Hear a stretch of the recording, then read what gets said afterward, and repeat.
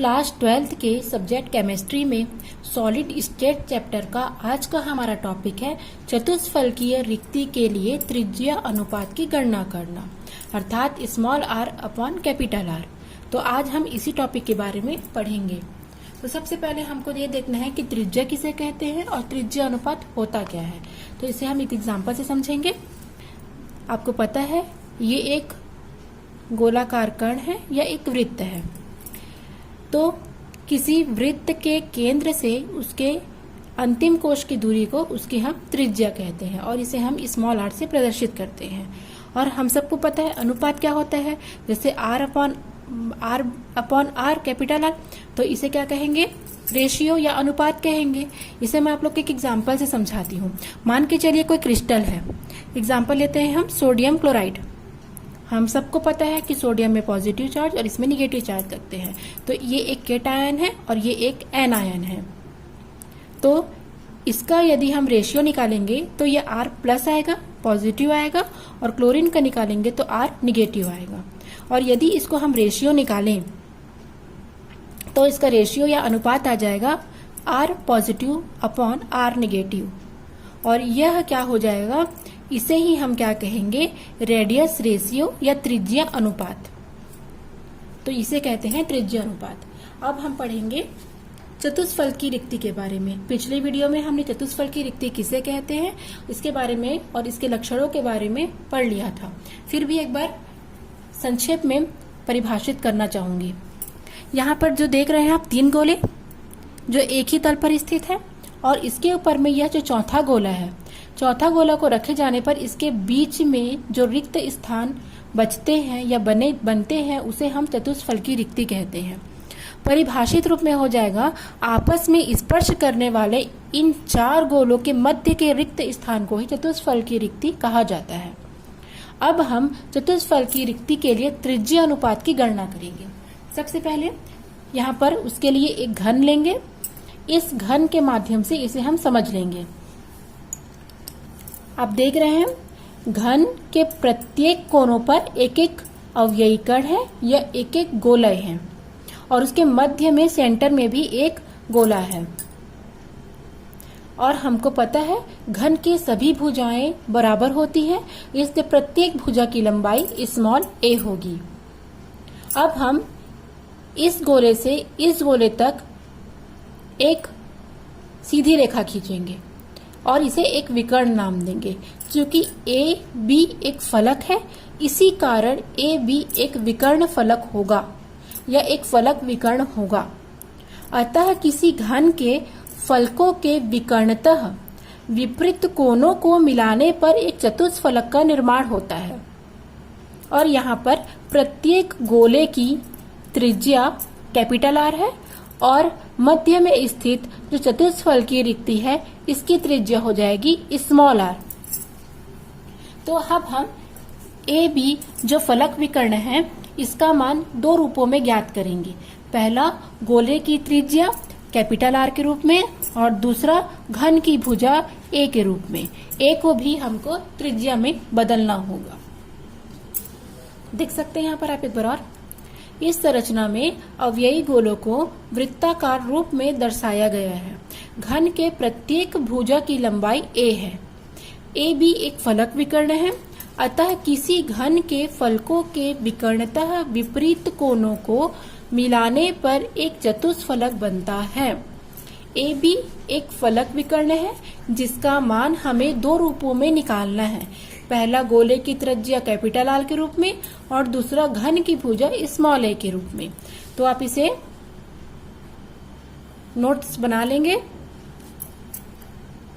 अब हम A B में त्रिज्या ज्ञात करेंगे। इसे हम साइड में रख लेते हैं ताकि चित्र के माध्यम से आपको समझने में आसानी हो सके।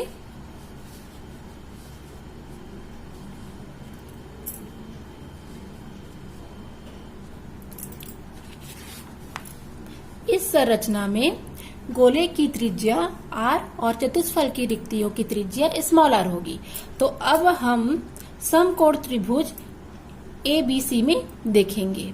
तो एबीसी में यदि हम पाइथागोरस का प्रमेय लगाएंगे तो आप देख सकते हैं इस चित्र से, ये ए बी सी में, तो इसमें ए बी विकर्ण है, ये लंब है और बीसी आधार है।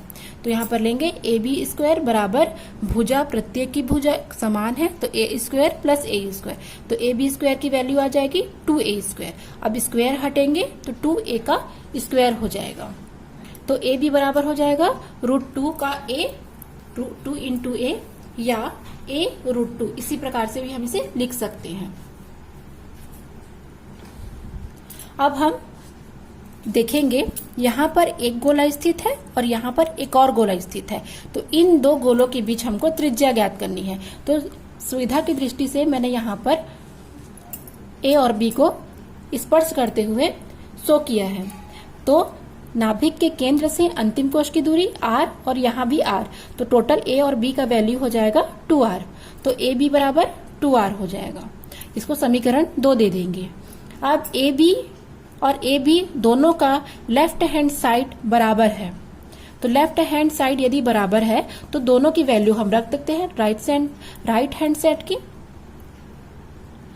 a √2 equal to 2r, a की वैल्यू ज्ञात करेंगे 2r अपॉन √2, 2 को हम √2 इंटू √2 में भी कन्वर्ट कर सकते हैं, यहां से √2 कटेगा तो a इक्वल टू आ जाएगा r √2। ठीक है,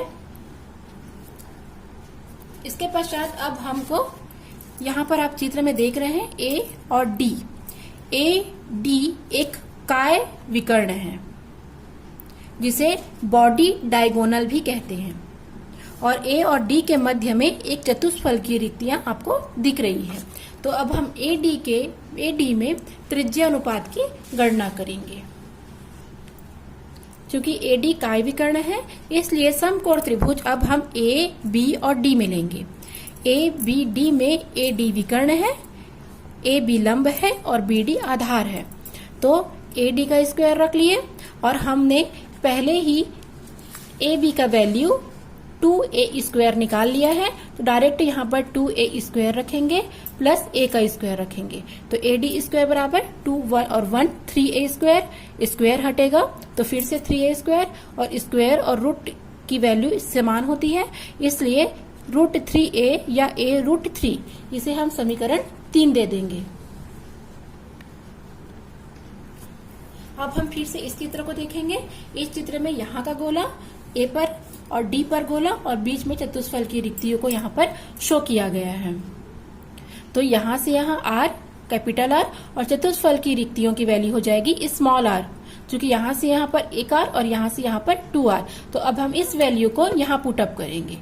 माना चतुष्फल की रिक्ति की त्रिज्या स्मॉल r है, तो ए डी बराबर r plus small r plus small r plus capital R, तो ए डी बराबर 2r प्लस 2r, 2 को कॉमन निकालेंगे तो ए डी बराबर r प्लस r और 2 आगे आ जाएगा। अब समीकरण 3 और 4 से मान रखेंगे तो दोनों का देखिए ये बराबर है, तो फिर से 2r plus r equal to a√3। अब 2 को इधर पक्षांतर करेंगे और पहले हमने देख रखा है कि a की वैल्यू हमने देख रखी है यहाँ से a इक्वल टू r√2, तो इसलिए a इक्वल टू r√2 रखेंगे। चलिए रखते हैं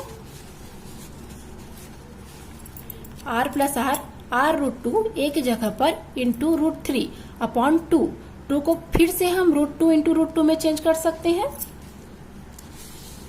तो √2 और √2 कट जाएंगे तो r प्लस r√3 अपॉन √2। यहाँ पर r को इधर पक्षांतर करेंगे तो r equal to r√3 upon √2 minus r दोनों जगह सेम है, कॉमन निकालेंगे तो r equal to √3 upon √2 minus 1, r की जगह पर 1 आ जाएगा। अब पूरा में लेंगे तो √2 आएगा, √3 माइनस इससे इंटू हो जाएगा तो √2 आ जाएगा। अब r को इधर करेंगे क्योंकि हमको त्रिज्या अनुपात निकालना है, तो r upon capital R equal to minus √3 minus √2 upon √2। अब हमको पता है √2 की वैल्यू होती है 1.732 और √2 की वैल्यू होती है 1.414। अब इस वैल्यू को हम यहाँ रखेंगे तो हो जाएगा R upon capital R equal to 1.732 minus 1.414 upon 1.414। अब इसे पूरी तरीके से हल करने के बाद हमको त्रिज्या अनुपात R upon capital R equal to 0.225 प्राप्त होगा। इस प्रकार हम कह सकते हैं चतुष्फल की रिक्ति के लिए त्रिज्या अनुपात R upon R equal to 0.225 प्राप्त होता है, जहां पर स्मॉल r चतुष्फल की रिक्ति के लिए त्रिज्या अनुपात है और कैपिटल R गोले की त्रिज्या है। तो इस प्रकार से आप इसे नोट्स बना लेंगे। ये एक इम्पॉर्टेंट टॉपिक है जो कि एग्जाम में पूछे जाते हैं। कुछ भी प्रॉब्लम होने पर आप मुझे कमेंट बॉक्स में कमेंट करके बता सकते हैं।